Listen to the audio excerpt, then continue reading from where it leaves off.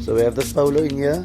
This is one of the rare models that you get in the 9-in Polo. It's an auto. So it's a BTS import. It's not really designated for the South African market. You'll see it's a 9-in. You'll think that this is an engine transplant. Lots of people do.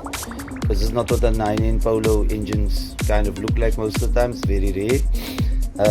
But this is basically like a CLP before the time. A pre-CLP is a BTS engine. Right, it's a 1.6 auto. They brought just a few of them. There's a handful. Probably came out for 1 year, 2009. And yeah, so this car came in. We did all the engine mounts. We did lots of work on your shocks. Lots of work. Then the car started to have a vibration sound when you put it into reverse, like a grrrr, noise like that.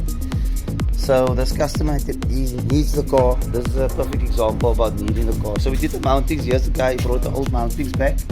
So we're going to troubleshoot where the noise is coming from. You see that's a brand new mounting. The bottom is brand new. This gearbox mounting is brand new. So we want to troubleshoot to see if the mounting is a problem or if it's something else in the gearbox or what, because now there's a vibration. So time. This customer has been coming here. You only have an hour, you have a half an hour quick between work. You know that this is a very difficult situation to have, right guys? We can't do things if we don't have the facility to do it. And so I come again to the conversation. A mechanic is only as good as the resources that is provided, and some resources come from the customer. You know, some resources come from the customer. What is that resources? The resources from the customer is time. One of them is time.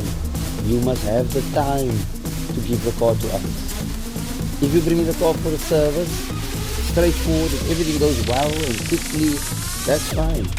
But if there's troubleshooting, you can't do it in 20 minutes. It's not going to happen. You know, not everything is quick, you know. If it's straightforward work, sometimes people think it's straightforward work, but even straightforward work, you know how many cars come in for a service and then the sump plug is stripped? And when you turn a sump plug out, you can't strip it, but somebody else turned it in skew.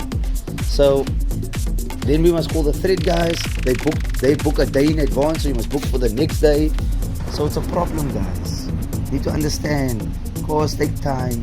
And as much as you need your car, you must decide as the customer how badly do you want to fix your car. It's as simple as that.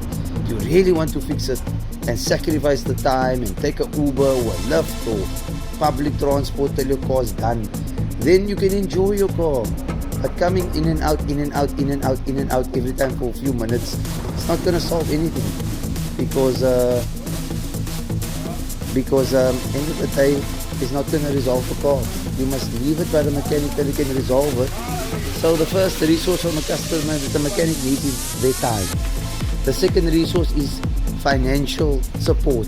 That's to put it nicely, so people don't say, yeah, you're level here. No, you must be a financial supporter of the project.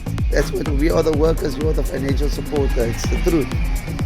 And if you can't come up with the money, that's why I see some, and I'm not saying that's the only reason, but some mechanics got lots of cars standing by them purely because the people don't have money. So, you know, best thing to do is to fetch your car and save up the money and then bring your car back. Why you want to leave it there? Because it's there already. What does that mean? If you feel safe in doing that, that's your choice. If it was my car, I would fetch it, save up, and then bring it back. Why want to leave it there for 3 months? Some people also have their cars for 2 years. But mechanicals are like, what are you doing? Take your car home as your asset. Why would you want to leave it there? You know, and then they've got complaints about stuff getting missing. So we've got to think about these things. Think for yourself. You are the customer. Think for your side. Keep your side clear. On our side, we have a responsibility. Once we have our resources, parts, financial support, time, and skill that we apply, and effort, and all that comes together. That's why we say repairing a car is a project, and in a project there are stakeholders. The customer is a stakeholder in that project. That's the best way I can explain it for people that's office bound, that don't want to understand technical terms. Maybe you can relate to that. It will make more sense to you, right?